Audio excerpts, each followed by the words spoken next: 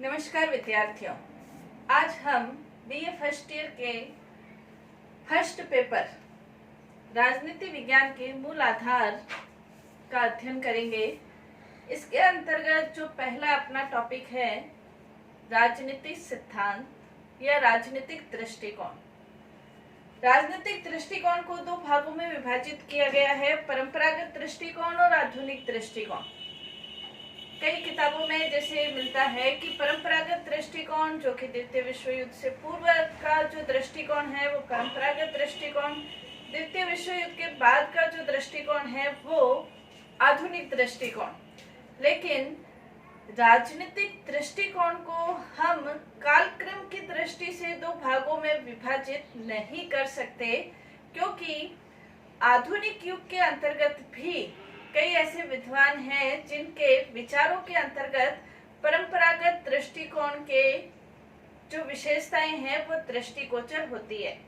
जैसे लियो स्ट्रॉस को हम कह सकते हैं, अन्ना हॉरेंट को कह सकते हैं, माइकल ऑक्सेट को कह सकते हैं।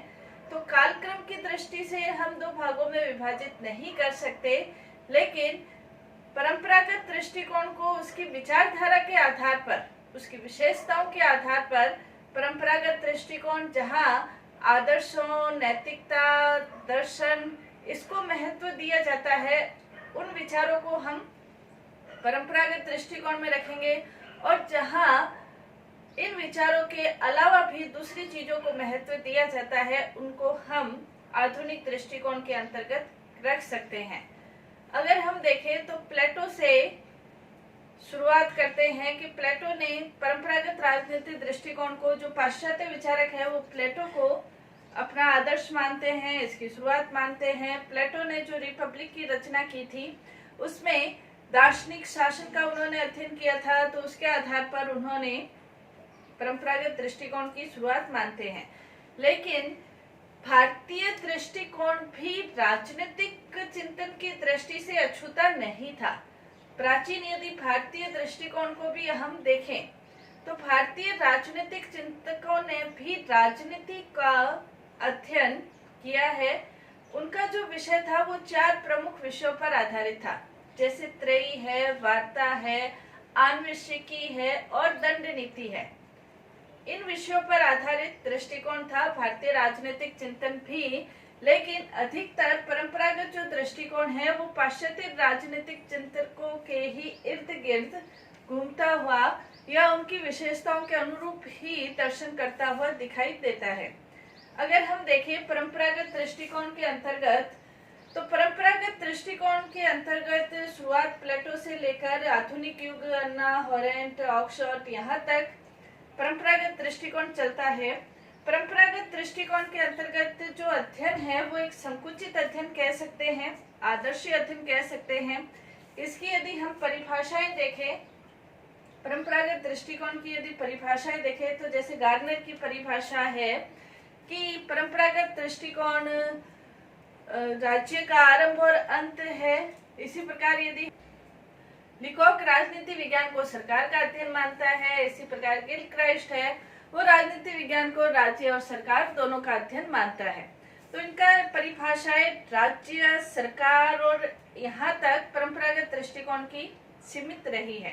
यदि हम परंपरागत दृष्टिकोण की कुछ विशेषताओं का यदि हम अध्ययन करें कि परंपरागत दृष्टिकोण की क्या विशेषताएं हैं जिनके आधार पर हम किसी दृष्टिकोण को परंपरागत दृष्टिकोण कह सकते हैं, तो परंपरागत दृष्टिकोण की जो प्रमुख विशेषता है वो है कि ये जो अध्ययन है ये कल्पनात्मक और आदर्शी अध्ययन है। यानी कि आदर्श को और कल्पना को परंपरागत दृष्टिकोण में अपने अध्ययन का आधार बनाया गया है। जैसे प्लेटो है तो प्लेटो ने दार्शनिक शासक की एक कल्पना की है। दार्शनिक शासक कोई वास्तविक रूप में नहीं था, उसने ये सोचा था कि इस तरह का यदि शासक हो तो शासन में सरलता, सुगमता ये आ सकती है, शासन का विकास हो सकता है।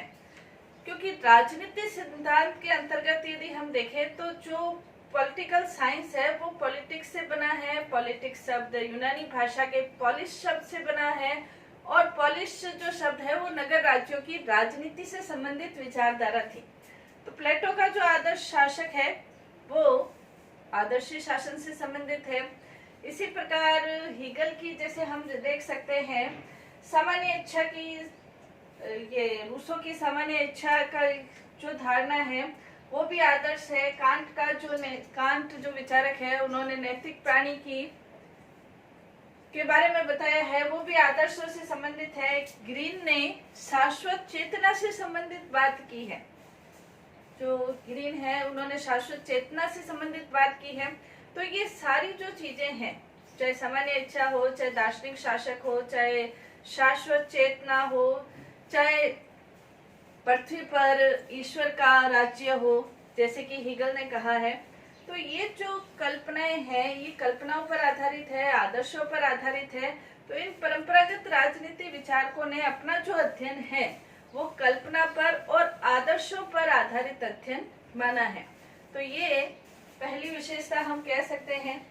दूसरी इसकी विशेषता परंपरागत दृष्टिकोण की दूसरी जो विशेषता है परंपरागत दृष्टिकोण की जो दूसरी विशेषता है, इसके अंतर्गत परंपरागत अध्ययन पद्धतियों का वर्णन किया गया है। आधुनिक जो अध्ययन पद्धतियां हैं, यानी कि आधुनिक युग के अंतर्गत जैसे हम ये विभिन्न प्रकार के रिसर्च से संबंधित जो अध्ययन पद्धतियां हैं उनका वर्णन परंपरागत दृष्टिकोण के अंतर्गत नहीं किया गया।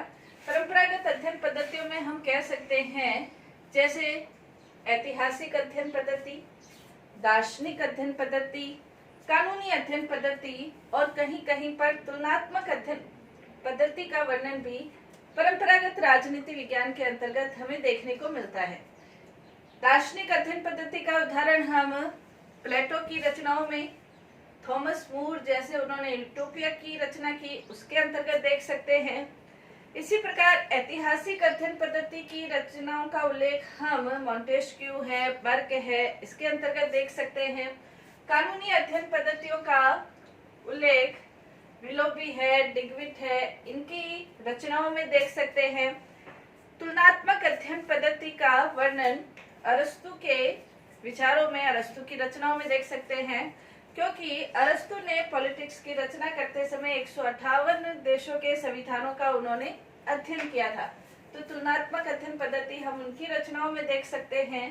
कहने का तात्पर्य परंपरागत जो दृष्टिकोण है वो परंपरागत अध्ययन पद्धतियों से संबंधित है और परंपरागत जो अध्ययन पद्धतियां हैं वो विश्लेषणात्मक विचारों पर या विश्लेषणात्मक चीजों पर ज्यादा महत्व देती है। तो परंपरागत अध्ययन पद्धतियों का वर्णन, इसकी दूसरी विशेषता हम कह सकते हैं। परंपरागत दृष्टिकोण की तीसरी जो विशेषता है वो है नैतिकता और राजनीतिक मूल्यों पर जोर। नैतिकता और राजनीतिक मूल्यों पर बल दिया जाता है। जैसे इसके अंतर्गत जो राजनीति है उसका अध्ययन आचार शास्त्र या नैतिक शास्त्र के एक पक्ष के रूप में इसका अध्ययन किया जाता है। राजनीति को, जैसे अरस्तु ने ये कहा था कि राज्य जीवन के लिए अस्तित्व में आया है और सज्जीवन के लिए अस्तित्व में बना हुआ है।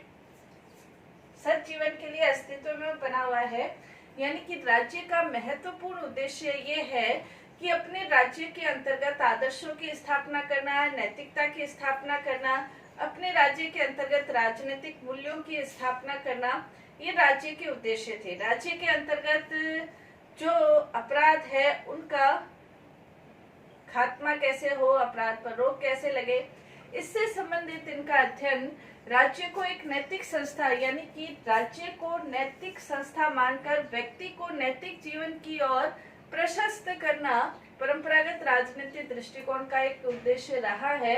जैसे हम प्लेटो की रचना में, अरस्तु की रचना में या ऑगस्टाइन की रचना में, जिन्होंने ये कहा है कि राज्य ईश्वर का प्रतिनिधि है, इस तरह की रचनाओं में हम उल्लेख नैतिकता का देख सकते हैं। नेक्स्ट, इसके अंतर्गत राज्य को ही एक नैतिक संस्था मानना। जैसे अरस्तु ने तो कहा ही है जीवन के लिए अस्तित्व में, सजीवन के लिए बना हुआ है। रूसो ने भी ये कहा है कि व्यक्ति की सामान्य इच्छा सामान्य हित पर आधारित इच्छा है।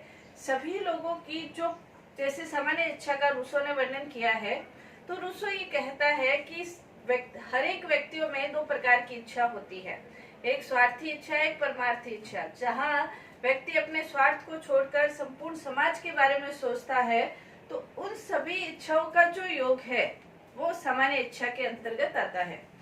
तो इस प्रकार से उसने भी राज्य को एक, और जो राज्य है वो इन सभी जो आदर्श इच्छाएं है उनका प्रतिनिधित्व करता है, और उसी पर सामान्य इच्छा के आधार पर ही शासन का संचालन होता है। यानी कि राज्य को भी परंपरागत दृष्टिकोण एक नैतिक संस्था के रूप में देखते हैं। तो इसकी चौथी विशेषता, राज्य को एक नैतिक संस्था के रूप में मानना। पांचवी विशेषता हम कह सकते हैं, परंपरागत दृष्टिकोण कानूनी है, औपचारिक है और संस्थागत अध्ययन पर बल देता है। यानी कि परंपरागत दृष्टिकोण जो यथार्थवादी चीजें हैं, जो संस्थाएं हैं, उन्हीं के ऊपर ज्यादा जोर देता है। इन चीजों के ऊपर दूसरी चीजों का क्या प्रभाव पड़ता है उनका अध्ययन का विषय नहीं है। जैसे कानूनी अध्ययन, कानून क्या है, कानून कितने हैं, कैसे लागू किए जाते हैं, क्यों लागू किए जाते हैं, किस अपराध के तहत क्या सजा मिलेगी, इस तरह का अध्ययन, कानूनी अध्ययन किया जाता है। औपचारिक अध्ययन, राज्य क्या है, सरकार क्या है, सरकार में कितने सदस्य हैं, सरकार के कार्य क्या है, सरकार के अंग क्या है, इस तरह का औपचारिक अध्ययन किया जाता है। संस्थागत अध्ययन, प्रधानमंत्री क्या है, मंत्री क्या है, उनकी योग्यताएं क्या है, उनका क्या, कितनी जीत हुई है, कितनी हार हुई है, कितने % वोट मिले हैं, इस तरह का संस्थागत अध्ययन किया जाता है। कहने का तात्पर्य यह है कि जैसे नीति निर्माण का तो इसके अंतर्गत अध्ययन किया जाता है, परंपरागत दृष्टिकोण के अंतर्गत नीति निर्माण का तो अध्ययन किया जाता है, लेकिन नीति निर्माण करते समय उन व्यक्तियों के ऊपर जो नीति निर्माण कर रहे हैं या कानून का निर्माण कर रहे हैं, उनके ऊपर किन चीजों का प्रभाव पड़ता है, ये अध्ययन परंपरागत दृष्टिकोण के अंतर्गत नहीं होता। जैसे दबाव समूह का अध्ययन है तो वो परंपरागत दृष्टिकोण के अंतर्गत नहीं होगा, क्योंकि ये इनका जो अध्ययन है वो औपचारिक अध्ययन तक ही सीमित रहता है। तो परंपरागत दृष्टिकोण कानूनी, औपचारिक और संस्थागत अध्ययन पर बल देता है। नेक्स्ट हम कह सकते हैं, परंपरागत दृष्टिकोण संकुचित अध्ययन पर आधारित है। संकुचित अध्ययन का मतलब दो तरह से हम ले सकते हैं। एक तो पाश्चात्य देशों की शासन व्यवस्थाओं तक ही इनका अध्ययन सीमित है, यूरोप है, अमेरिका है, इन देशों की शासन व्यवस्थाओं तक ही इनका अध्ययन सीमित है। एक तो ये संकुचित अध्ययन है। दूसरा संकुचित अध्ययन कि इनका अध्ययन राज्य सरकार और राज्य या राज्य सरकार की जो संस्थाएं हैं उन तक सीमित है। पाश्चात्य देश जैसे अमेरिका, यूरोप की शासन व्यवस्थाओं तक सीमित है। एशिया, अफ्रीका, लैटिन अमेरिका जो नव ये स्वतंत्र देश है, इन देशों की जो समस्याएं हैं और इन देशों की समस्याओं का जो समाधान है, ये परंपरागत दृष्टिकोण के अंतर्गत देखने को नहीं मिलता, क्योंकि इन्होंने अपनी अध्ययन में इन देशों की शासन व्यवस्थाओं को शामिल नहीं किया है। तो इनका अध्ययन एक तो शासन व्यवस्थाओं की दृष्टि से और एक क्षेत्र विशेष की दृष्टि से, दोनों ही दृष्टियों से संकुचित अध्ययन इनका हम कह सकते हैं। तीसरा, दर्शन शास्त्र से अधिक प्रभावित रहा है। जो दार्शनिक शासक है वो भी दर्शन शास्त्र से, जैसे प्लेटो ने दार्शनिक शासक का वर्णन किया तो दर्शन शास्त्र से प्रभावित कह सकते हैं। प्लेटो ने